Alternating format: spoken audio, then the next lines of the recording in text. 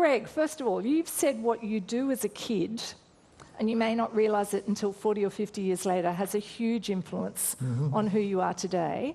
How has that upbringing in Townsville that you had influenced your career and your success, both as a sportsman and as an entrepreneur? Right, a great question. I think from my perspective, number one, answer the first part of your question first. When I was in school, my favorite subject was geography. And I didn't know at the time. I was studying contours and all that and understanding terrain. And here I am today, one of the best golf course designers in the world. And how I go about my design philosophy, I go to every virgin site in the world that I'm under contract. So if we're in Jordan, for example, I'll go there first, take a look at the property, and ascertain what Mother Nature's giving you. And then you work around those. So I can actually read now off a contour map. And I didn't know back in high school that that was going to be advantageous to where I am today. And then my upbringing in Queensland, it was an outdoor world as far as I'm concerned. And, I was experiencing things, riding bareback on the beach and testing my skills with the, powerful horse. I didn't know what I was doing at the time when I was 9, 10, 11, 12 years old. And then experiencing what Mother Nature had thrown at me. I was very committed to pushing myself and learning and trying to be the best I could be no matter what it was. So, and then I got into team sports, and I discovered team sports was not for me because I felt with a team, if you performed well and the team lost, you felt like, okay, you felt disappointed. And if I played poorly and the team won, I felt like I let the team down and let myself down. So I had to find something that was really central to me and being an individual, and lo and behold, I discovered golf in my late age. And you talked about needing to go overseas if you wanted to be, top of your game.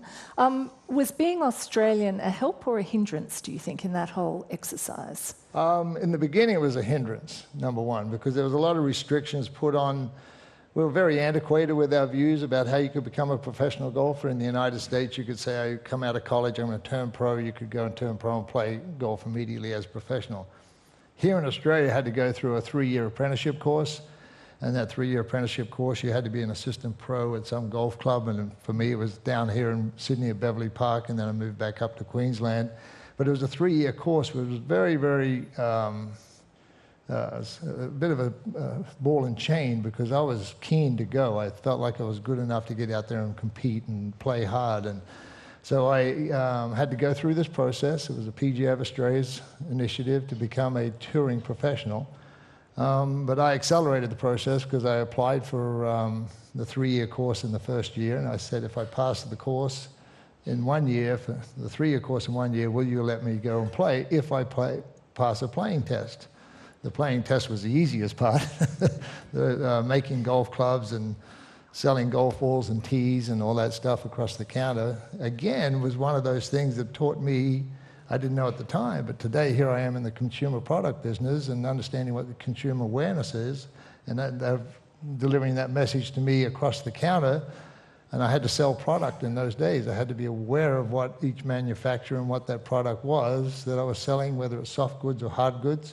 What different shafts and technologies and stuff. So even that process as an assistant pro taught me a lot about where I am today with my brand. David, you grew up in Mudgee. Your first job was at Uncle Ben's in Albury Wodonga, and you ended up running Kellogg's in the US, where the net income was in the billions. Were there things you brought to the table in the US that were uniquely Australian? What were the advantages? Let's start with the advantages. Yeah.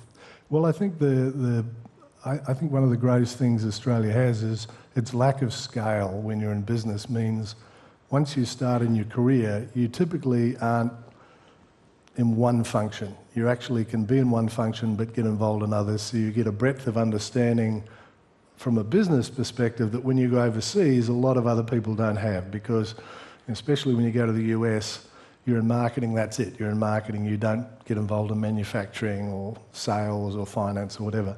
So I think an Australian business training is very, very helpful when you go internationally, because you typically have a broader understanding of how a business works and functions. So, and I think the other thing that really helps, with one caveat, is the fact that, you know, the Australian culture is one where people are a little bit more outspoken, want to get on and get things done, have a go, take a bit of risk. And I think that, you know, while you'd think a lot of people portray the US as being like that, Australians are a lot more aggressive in that regard than maybe Americans are. The only caveat is that you've got to modify the way you do it from a cultural perspective, because sometimes if you just do what you do in Australia overseas, it doesn't necessarily go down as well. But, examples of that?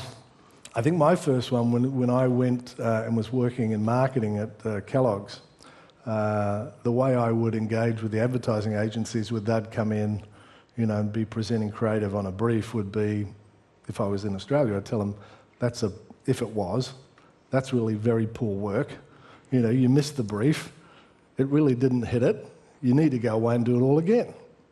I found that perfectly acceptable, and I'd do that.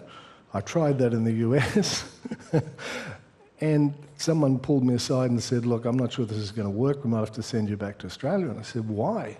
They said, well, you know, you've really upset the agency. You know, you need to be a little bit more, you know, accommodating and positive.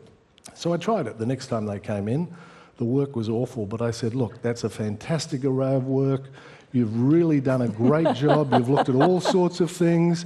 You know, I really, really appreciate all the time and effort you've put in. But if we can just come back to the brief, there's a couple of things you probably need to do different. And I thought, I can't believe I'm doing this. And the agency went off, and everyone's, you know, the feedback was, he's changed. He's really nice. And I'm thinking, really? But that was a massive learning for me, that there are different ways in different cultures that you have to approach things, and if you just do it the Aussie way, it probably isn't going to work. Liz, what about you and your experience of this? I mean, first of all, do you think there's such a thing as Brand Australia? What is Brand Australia?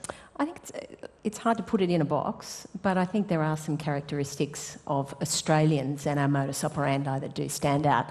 The sometimes extreme directness is obviously one example. I think in my experience when I went offshore, I had a similar experience kicking off in the UK, just learning even to modify my voice, my pitch, my volume, and actually, you know, they don't swear very much.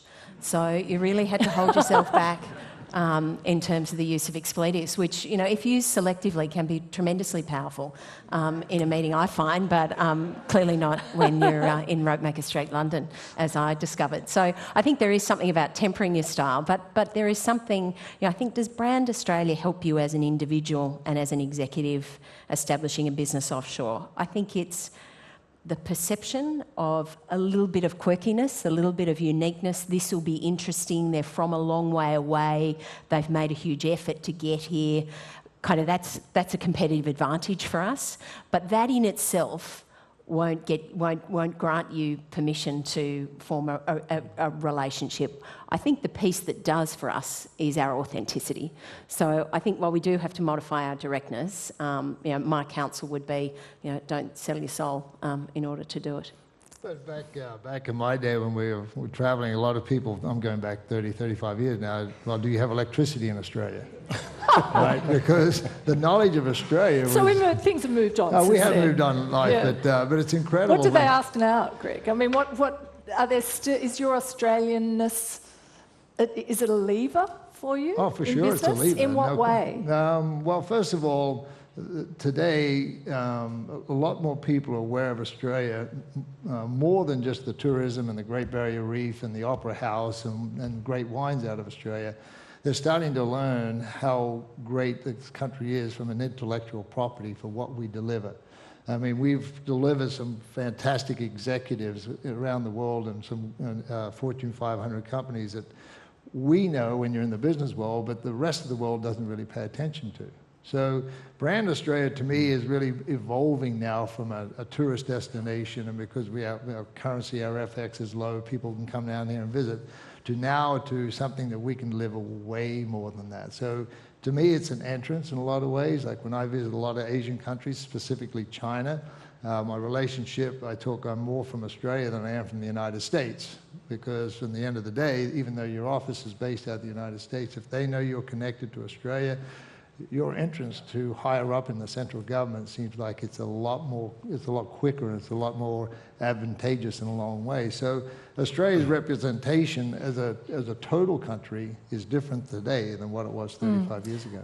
Leverage. I mean, how can you use it as leverage in business, in the businesses that you've worked in? Yeah, I think to Greg's point, it is about, there's a sort of, I wouldn't call it quite a love, but there's a sort of interest and a real appreciation for what Australia is and what Australians can bring. And I think that gives you a sort of an entry that maybe other people wouldn't have from other countries. There's no question Australia punches above its weight when you look at what's going on in business and sport across almost every aspect. So I think the leverage is more the acceptance and the fact that things open up for you. But then it comes down to, like anywhere you are in the world, it's the individual and what you do and how you contribute. So, but I think Brand Australia, it's interesting because, if you went around this room and asked everyone to write down what is Brand Australia, I don't think it would have the clarity that all of us would like. And I think there's a real opportunity for Australia to actually define what is Brand Australia, what will we like it to be, and how do we start actually communicating? What would you like it to be? My response is very much where do I see the opportunities for Australia as we look out 10, 20, 30 years. And I actually see that we have a massive opportunity in agribusiness. Being the food bowl for Asia, I think, is something that Australia could do if we turned our minds to it and our resources. And I think this country is very, clean and green. It's an island. It's how do you take an island and make it really a benefit to you? And it's a very big island. And if you look at the amount of land we have, and the amount that is actually productively used, it is ridiculously small relative to what could be the case if we could find a way to do it environmentally friendly and with respect to the owners of the land. So I think clean, green, focusing on things like that. Provenance is becoming huge around the world. People want to know where something came from. Is it safe? Can they rely on it? Is it high quality? And I think Australia actually exudes all of those things in a very, very big way. Liz, I want to take this guy marketing with me, actually. It's, you're better at it than I am. But I think we, one of like all great strengths, dialed up to an extreme, it can become a weakness. And I think the tendency for Australians to be unnecessarily modest at times, or to in fact sort of cut down those who are aggressively pushing something new or innovative, can be our weakness. And I think that's something we need to challenge, particularly in the world of food and agribusiness, where we have really an unprecedented opportunity where, for the first time in any of our lifetimes, we've got a supply surge that not only wants quantity, but it wants the quality and the type of product Australia can produce. But in order to be a food bowl, we need some real step change in the way we develop new agribusinesses in Australia. And I think one of the sort of tendencies we do need to challenge is that that gorgeous Australian sort of scepticism that says it'll never work. I work in farming, so I get a lot of never, tried it before, been there before, nah. He tried that over the fence a few years ago, and he said, how many years ago would that be? Oh, look, it might have been his dad, so it might have been 30 years ago. And so you want to have the debate around genetics, around soil technology, seed technology. I should point out, you've capture. got real cred in saying this as a girl from the country, yes? Indeed. Yes. We were talking earlier about fond memories and how our childhood shapes us. And I think obviously growing up on a farm, work ethic shaped me. There was no such thing as a normal day. There was no such thing as an average day. And watching my mum and my dad work hard was obviously a trait I took with me. But I think... Sorry, I interrupted you to get back to this it'll never work thing. Well, I think back to the 70s in the Riverina, where we've learned a lot about soil and water since, but there was the growth of the rice industry. where, we were converting farms from standard, dryland cropping, and or, in our case, ironically, it was a dairy farm. I don't know that you convert dairy to rice today, but just shows how the commodity cycle works. And, I remember, being a kid really quite fascinated at the role government was playing through the Department of Ag at the time, which was particularly advanced in our neck of the woods, and a whole bunch of farmers really try to bring about a step change in the way grain production was managed, and Dad and his mates weren't afraid to trial seed. They weren't afraid to carve off part of the paddy and trial innovation. And, I think... So you grew up with that? I grew up with that and grew up with some measured risk-taking. And, innovation won't happen without measured risk-taking. And so I think we'll need a little bit more of that. I've got a little touch on that to tell you about what I did. I didn't do the guy over the fence. I was in Perth, Western Australia. When I started my golf course design business, I looked at the turf industry. And the turf quality in the United States with Bermuda grasses, where most of the golf courses are in the south, where we were focusing on Bermuda grasses, was either 419 or 328. And it was very contaminated strains of grass. The DNA there wasn't a pure DNA. So I went to Perth, Western Australia one time, and I'm looking at this beautiful grass, right? And I met the guy who had perfected this DNA on this Bermuda, and I'm thinking, man, that will work fantastically well in the United States because it's got great color and it grows very quickly, divot replacement's fast, root structure's good, so it survives different weather climates, so you can push it further north in the United States. So I shouldn't say this, but I will say it. What I did was I took a piece of turf, like this big, right? This is the size of it, and I put it at the bottom of my esky, right? In a Ziploc Statute of bag. limitations, I'm assuming, applies here. You should be all right. Yeah, you should be okay. I put it on the You've got to plane, watch out for Barnaby and I Joyce in shipped this it back story, to Florida, right? And I bought a piece of property in Central Florida, and I ended up growing like hundreds and hundreds of acres of this Bermuda grass, right?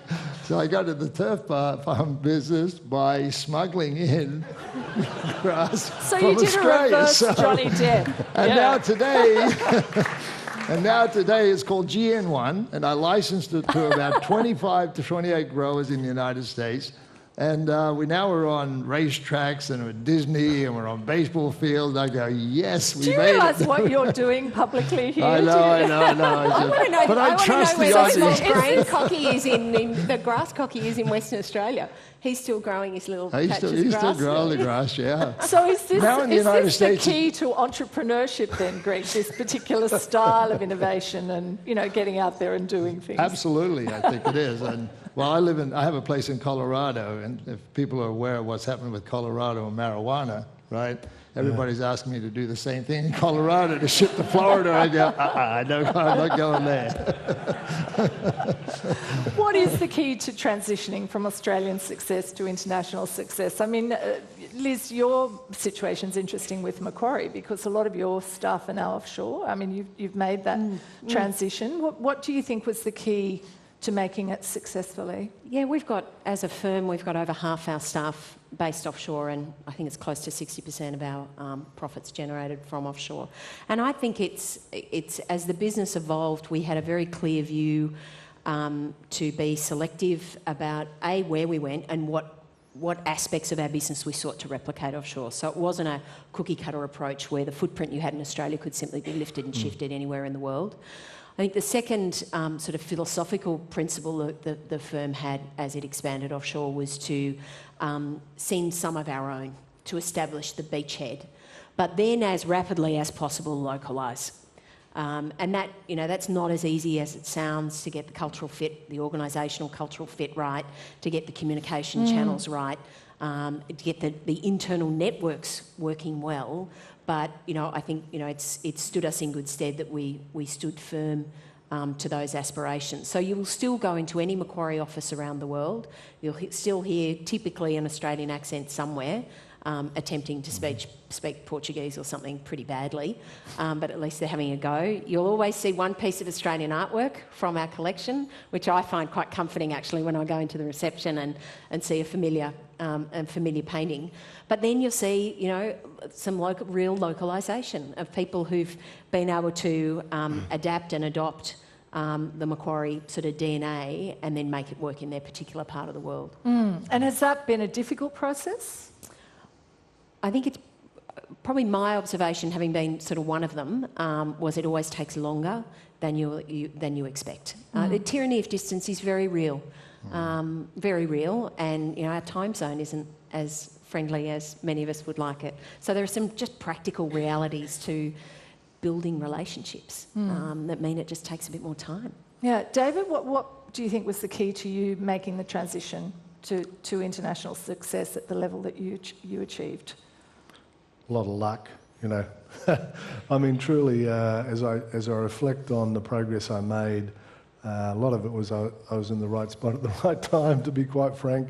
I worked hard, I always put the business first, but I'm not sure there's anything that stands out. You know, probably the fact that I would take a risk on behalf of the business. I truly love and believe in innovation, you know. Coming from a consumer-facing business, at the end of the day, you have to understand consumers and you have to always put them first.